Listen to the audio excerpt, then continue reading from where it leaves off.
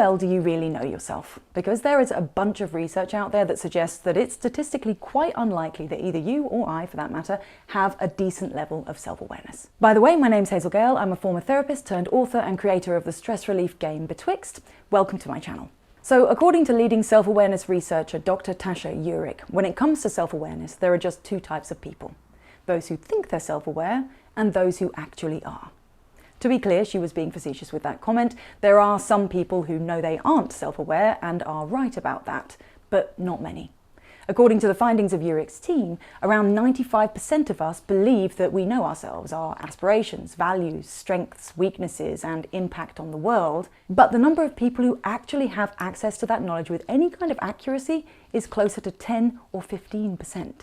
Ouch. And this really isn't great news, because according to Eurich's book Insight, there is strong evidence to suggest that the self-aware are happier, better at decision-making, have better personal and professional relationships, they raise more mature children, they make smarter, superior students who choose better careers, they are more creative, more confident, better communicators, less aggressive, less likely to lie, cheat and steal, better performers at work who get more promotions, they're more effective leaders, they're more enthusiastic employees, and they lead more profitable companies. Breathe. We want to be in that group. We want to be in the 10 to 15% for sure. And not least because they get to call themselves self-awareness unicorns, which is the name given to them by the researchers on account of their rareness. So why are so few of us able to claim this title when the vast majority of us believe that we're worthy of it? To answer that question, let's start by defining self-awareness as the ability to see ourselves clearly, to understand who we are, how others see us, and how we fit into the world around us. Now, in order to meet those criteria, we need to know not just our inner world of thoughts, feelings, needs, desires, etc., known as internal self-awareness, but also how we come across to others and impact on the world we interact with. This is known as external self-awareness. And having both these types of awareness together, it turns out, not such a common thing. Let's break them down so you can see where you think you might be on the scale. Internal self-awareness is about understanding yourself from the inside out. Knowledge of things like your values, passions, aspirations, strengths, weaknesses, patterns, and environmental fit. Those who are high in internal self-awareness make decisions that are aligned with who they are and can therefore lead happier, more satisfying lives.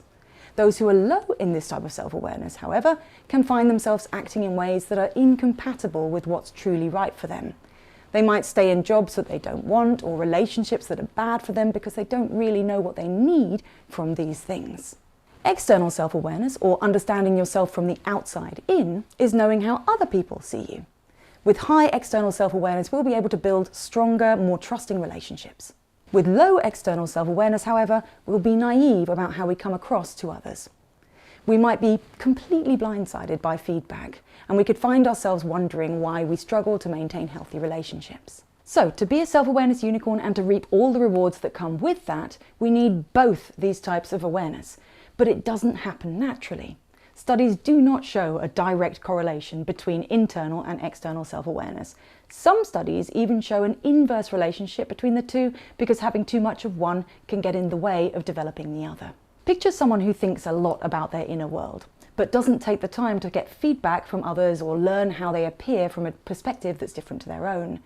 This type of person is known as an introspector, and they may struggle with both their personal growth and relationships as a result of never challenging their own views and assumptions and not striving for changes based on other people's experiences. And on the flip side, we have someone who spends a lot of time thinking about how they come across to others, but who doesn't have a great grasp on who they are for themselves. You already know the name for this type of person. These are the people pleasers. Those who are so focused on how they appear and on how others are impacted by them that they lose touch with themselves. It's important to note that I am not calling either of these profiles a moral failing, though. Either one of them could be a result of living with trauma, and even if it isn't, it's a situation that any one of us could find ourselves in. The good news is that we can work on the weaker side of the equation. Self-awareness can be learned if we just choose to prioritize it. So be honest, which category do you think you're likely to fall into?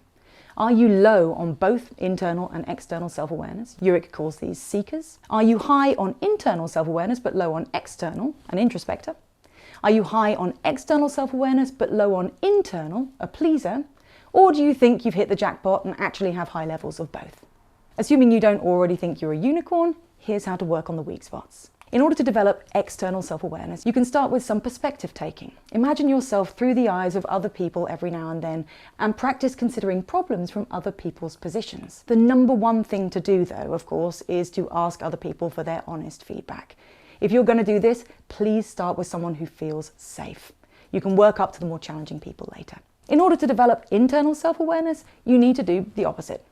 See if you can shelve other people's opinions for just 10 minutes a day, and use that time to start asking yourself about how you feel, what you want, and what you need and value. You can work on building these kinds of insight via journaling practices. Meditation can help, therapy would be perfect. Or if you don't like the sound of those things, then you can download Betwixt. As always, I really hope this helps.